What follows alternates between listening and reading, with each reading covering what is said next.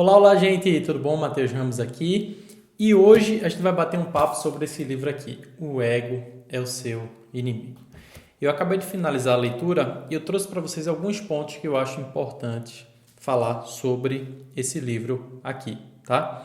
Então, deixa eu contar um pouquinho da história desse livro. Eu ganhei esse livro aqui de Rodrigo Vinhas, que faz parte da comunidade de estrategistas digitais, e ele mandou esse livro para quem fazia parte dessa comunidade também, tá? Então, esse livro é um pouquinho denso, 263 páginas, tá? É um pouquinho denso. E o interessante dele é que ele fala sobre um tema bem importante, tá? Sobre o ego. Talvez seja um tema que não esteja, digamos assim, dentro da prioridade de muita gente, mas esse é um tema que ele é muito importante em qualquer situação, em qualquer estágio de vida que você esteja vivendo, tá?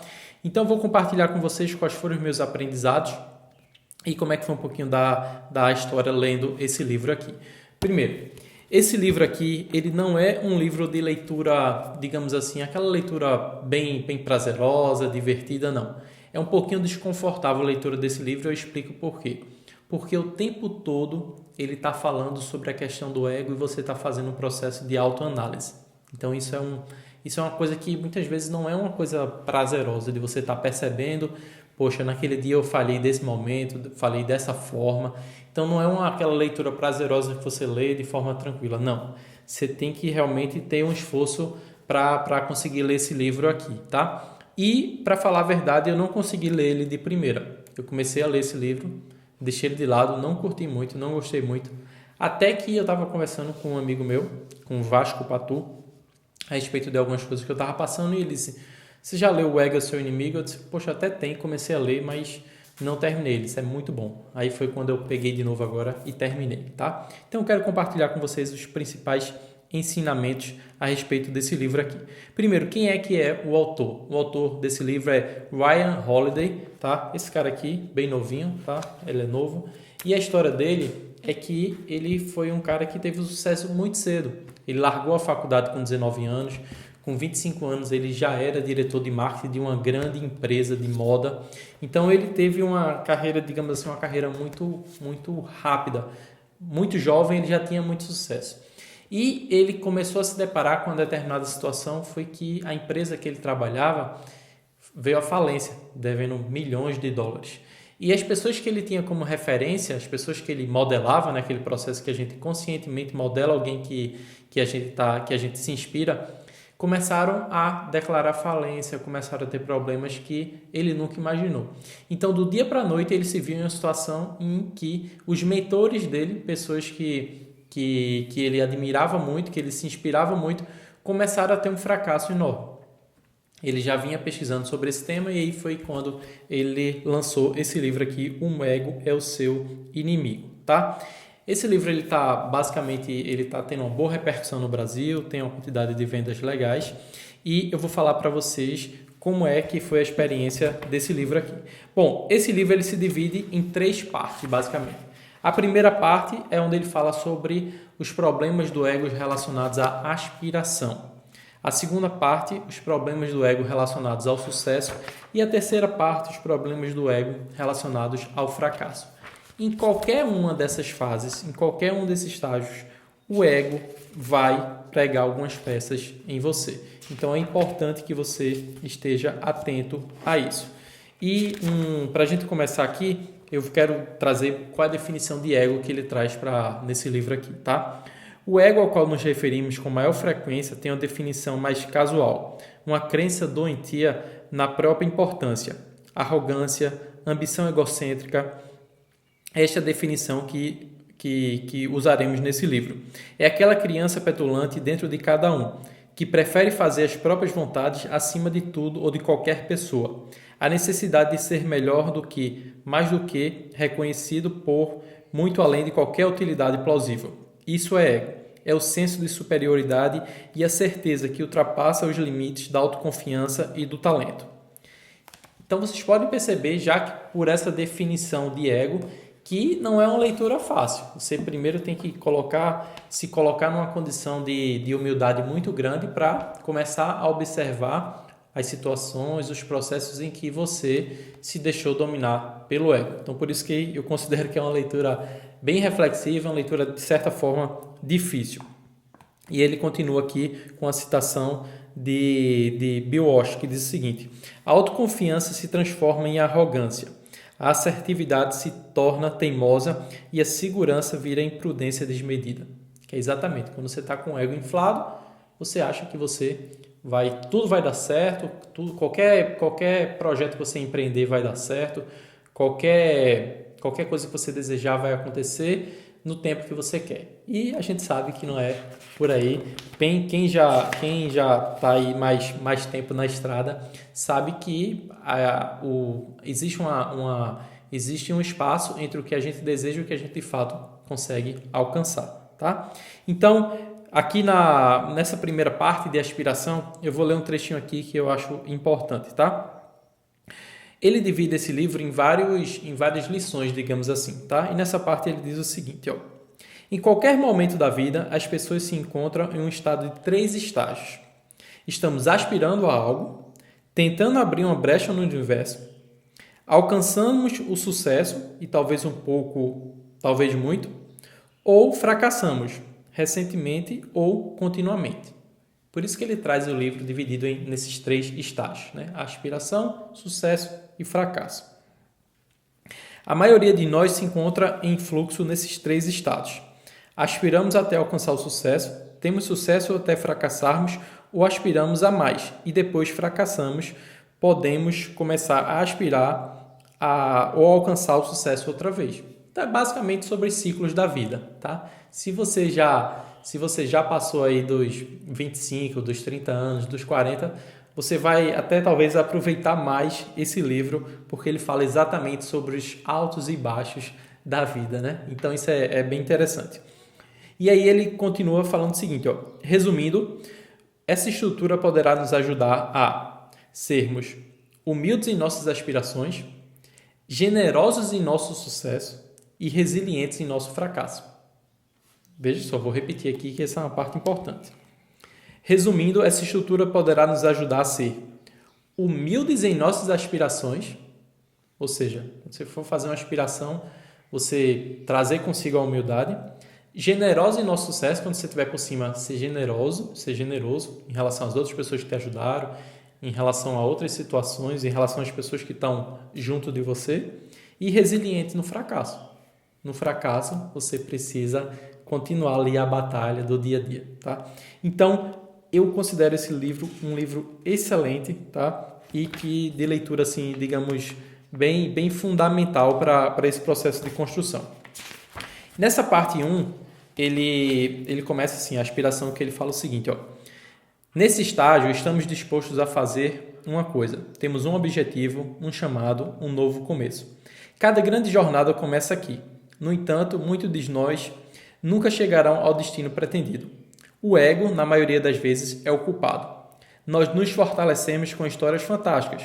Fingimos ter entendido tudo, deixamos nossa estrela brilhar, só para então se apagar. E não fazemos ideia por que aconteceu. Esses são os sintomas do ego. Sua cura são a humildade e a realidade. Então, nesse estágio de aspiração, o que ele fala aqui é que a cura é a humildade e a realidade. Então, quando você estiver aspirando algum objetivo, quando você estiver mirando algum objetivo, sempre observe se você está sendo humilde e está preservando a realidade dos fatos. Porque qualquer número entra ali no papel, entra na sua planilha. Mas a realidade a gente sabe que é um pouco diferente. Então, para que você não cometa esse erro em relação ao ego, no processo de aspiração é importante você utilizar esses 2 elementos, tá? Humildade e realidade. E aí a gente parte aqui para uma outra página que eu estou falando aqui para vocês, já são as minhas marcações, tá? São os pontos importantes e interessantes que eu trouxe aqui para vocês. Dentro dessa parte ainda de aspiração, tem uma citação que é bem interessante, de Frank Shamrock, que diz o seguinte, ó: ele é um dos pioneiros das artes marciais mistas, que é o famoso MMA, né, que é bem famoso hoje em dia. E várias vezes campeão tem um sistema que usa para treinar lutadores e que se chama de mais, menos e igual. Ele diz que se você quiser ser grande, cada lutador deve ter alguém com quem aprender, alguém inferior a quem possa ensinar e alguém no mesmo patamar a quem possa se comparar. Então, ainda vou repetir aqui, dentro dessa fase de aspiração, dentro dessa lógica, desse sistema de Frank, ele diz que se você quiser ser grande, você precisa de alguém que é melhor que você, alguém que é pior que você e alguém que é no mesmo nível que você. Então a gente pode trazer isso para o dia a dia. Tem uma coisa bem famosa, né, hoje em dia, que fala sobre que você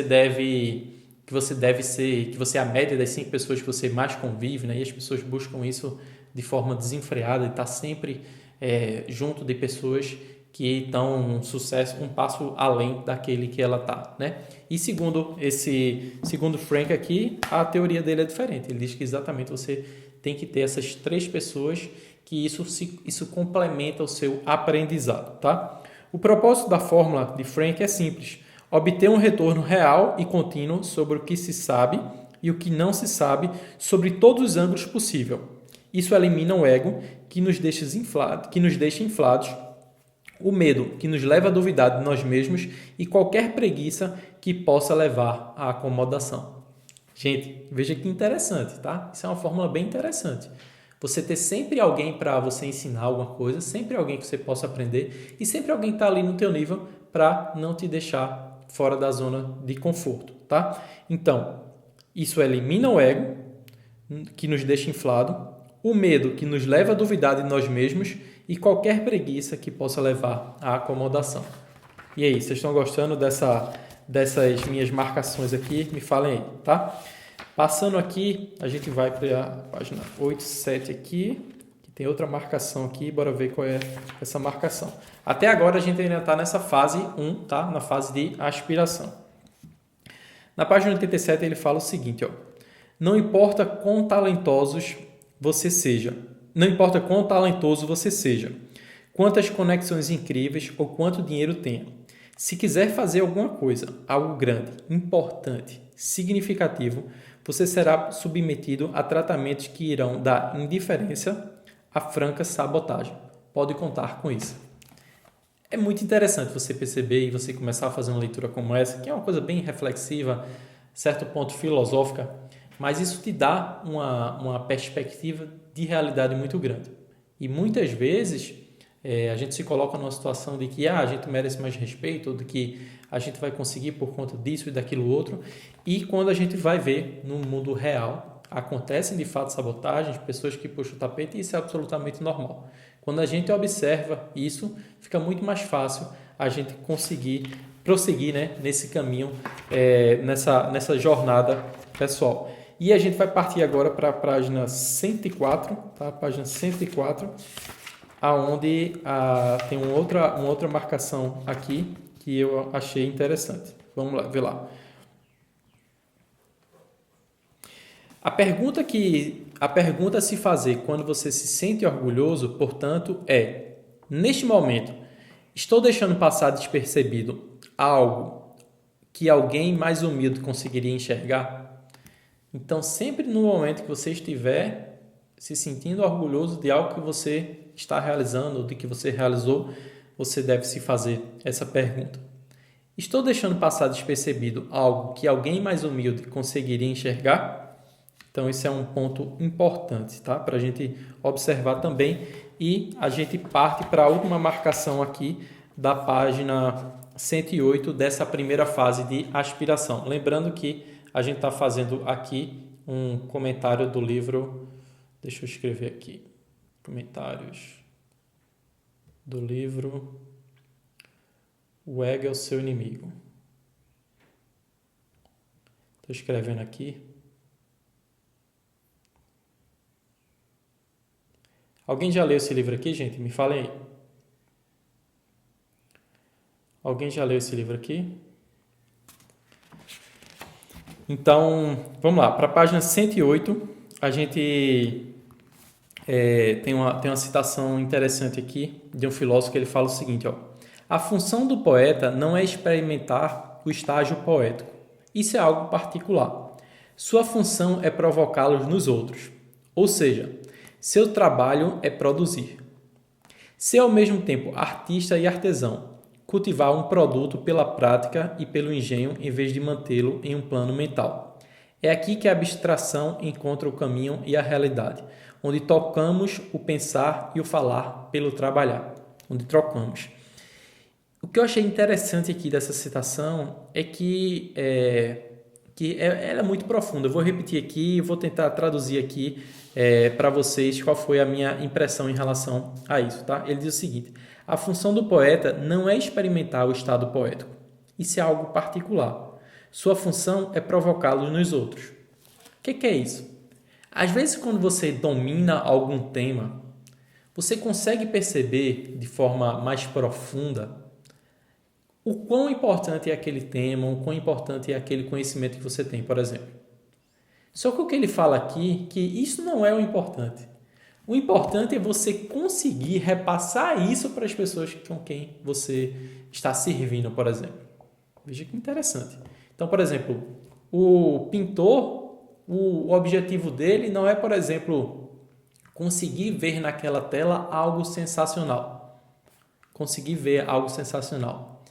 E sim, conseguir fazer com que as pessoas que vejam aquela tela sejam tocadas por aquilo que ele está vendo também. Então, é uma coisa bem profunda que me trouxe uma boa reflexão, tá? E depois ele segue aqui com outra citação de um investidor e empreendedor, tá? Que diz o seguinte: o difícil não é definir um grande objetivo, complicado, audaz. O difícil é demitir pessoas quando você não consegue atingir esse objetivo. O difícil não é sonhar grande. O difícil é acordar no meio da noite, suando frio, porque o sonho se transforma em pesadelo. Eu não sei se vocês já passaram por uma situação como essa, mas isso é bem desafiador mesmo, tá? O processo de demitir pessoas, o processo de você assumir que o seu objetivo não está saindo do jeito que você gostaria. Então, por isso que é uma leitura bem profunda e, como eu falei para vocês, não é uma leitura fácil, tá? Saindo dessa parte inicial, dessa parte que dá aspiração, a gente chega na segunda parte do livro, tá? Que é a parte que ele fala do sucesso. E nessa parte aqui eu tenho algumas marcações aqui para vocês, tá? Ele fala o seguinte, ó: sucesso. Aqui estamos no topo de uma montanha que demos duro para escalar, ou pelo menos já podemos enxergar o topo dela. Agora enfrentamos novas tentações e problemas. Respiramos o ar rarefeito de um ambiente implacável, porque o sucesso é tão efêmero. É o ego que o abrevia. Seja o colapso dramático ou uma lenta erosão, ele é sempre possível e geralmente desnecessário. Paramos de aprender, paramos de ouvir e nos esquecemos do que importa. Tornamos vítimas de nós mesmos e da competição. A sobriedade, uma mente aberta, organização e um propósito. Eis os ótimos estabilizadores. Eles equilibram o ego e o orgulho que nasce com a conquista e o reconhecimento. É bem filosófico, né? Mas tem uma parte aqui que é interessantíssimo demais para a gente gravar, tá? Seja o colapso dramático ou uma lenta erosão, ele é sempre possível e geralmente desnecessário. Paramos de aprender, isso quando a gente chega no sucesso, né? Paramos de aprender, paramos de ouvir e nos esquecemos do que importa. E o que é que equilibra isso? O que é que equilibra isso? Ele completa. Eles equilibram o ego e o orgulho, que nasce com a conquista e o reconhecimento. Então, o que vai trazer, o remédio para essa situação é a sobriedade, uma mente aberta, organização e um propósito. Esses são os estabilizadores do ego quando você está nessa fase de sucesso. Então, vocês conseguem perceber que em cada situação da vida, seja na aspiração, seja no sucesso, seja no fracasso, o ego vai pregar algumas peças. E para cada situação dessa, a gente precisa ter a humildade, a sabedoria de enxergar qual o momento que a gente está e qual o remédio que a gente precisa tomar para que a gente consiga de fato, passar por aquele momento, né, de uma forma, da melhor forma possível. E a gente pula aqui para a marcação da página 136 aqui, que ele conta uma história bem interessante, que é de um time de futebol, um time de futebol americano, que ele vinha numa série de fracassos enormes na última temporada. E aí eles contrataram um novo treinador, tá? E quando esse treinador foi contratado, eles perderam mais 14 jogos que se seguiram, tá? Então tiveram assim um desempenho muito ruim mesmo, continuaram tendo um desempenho muito ruim. Mas o que foi que esse treinador fez de diferente, tá? Ele se concentrou em detalhes aparentemente triviais. Os jogadores não podiam se sentar no campo de treino, os técnicos precisavam usar gravatas e a camisa por dentro da calça. Todo mundo precisava investir o máximo em esforço e comprometimento. O espírito esportivo era essencial. O vestiário devia estar sempre arrumado e limpo. Era proibido fumar e brigar usando palavrões. Os lançadores recebiam orientações sobre onde e como segurar a bola. Os homens da linha de defesa treinavam separadamente uma série de 30 exercícios essenciais. As rotas de passe eram monitoradas e medidas centímetro por centímetro. A programação dos treinos era detalhada até os últimos minutos. Seria um erro pensar que se tratava de controle. O objetivo dos padrões de desempenho era incutir a excelência. Esses padrões, aparentemente simples, porém exigentes, tiveram mais efeito do que a visão grandiosa ou demonstração de poder. Aos olhos de Walsh, se os jogadores cuidassem bem dos detalhes, a pontuação seria um resultado natural. A vitória aconteceria. E o interessante é que depois da implementação desse sistema, né, de padrões de desempenho, esse time veio a ganhar o Super Bowl, que é o maior título, né, de futebol americano dos Estados Unidos. Então, o interessante de a gente observar é que, sim, a partir do momento que a gente começa a trabalhar alguns pontos, a gente começa a ter um determinado sucesso, a gente também precisa redobrar as atenções, porque sabe o que aconteceu com esse time? Depois que eles ganharam o Super Bowl, ele explica aqui, ó. Seus jogadores não tardariam a demonstrar os riscos de deixar uma história subir a cabeça. O time teve fracassos terríveis, em parte por causa da perigosa confiança que acompanha esse tipo de vitória, perdendo 12 dos 22 jogos que disputaram. E assim o que acontece quando ele se dá o crédito por forças que ainda não controla. É o que acontece quando uma pessoa pensa que suas rápidas conquistas dizem sobre ela e começa a reduzir o esforço e os padrões que levaram até elas. Então, só alcançou o sucesso, o time alcançou o sucesso, ganhou o Super Bowl. No campeonato seguinte, a vitória subiu a cabeça, eles achavam que não precisavam se esforçar tão mais quanto na temporada anterior. Terminaram perdendo mais uma vez e aí perdendo 12 jogos em 22 jogos, né? Então foi um momento também que na questão eles tinham alcançado sucesso e mesmo assim eles continuaram, depois tiveram um fracasso tremendo. E aí nesse momento agora a gente encerra aqui a parte do sucesso e eu tenho mais duas marcações aqui sobre a parte do fracasso, sobre a terceira parte. E agora a gente vai para a página 193, tá? 193 e a parte do fracasso, ele diz o seguinte, ó, aqui estamos nós, vivenciando as agonias inerentes a qualquer jornada. Talvez tenhamos fracassado. Talvez tenha sido mais difícil do que havíamos previsto alcançar o nosso objetivo. Ninguém é permanentemente bem-sucedido e nem todos encontram o sucesso na primeira tentativa. Nós todos lidamos com os reveses ao longo do caminho. O ego não apenas impede que nos preparemos para as circunstâncias, como muitas vezes contribui para a sua ocorrência.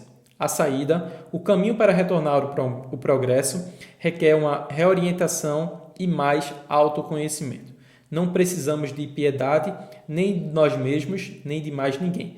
Precisamos de propósito, equilíbrio e paciência.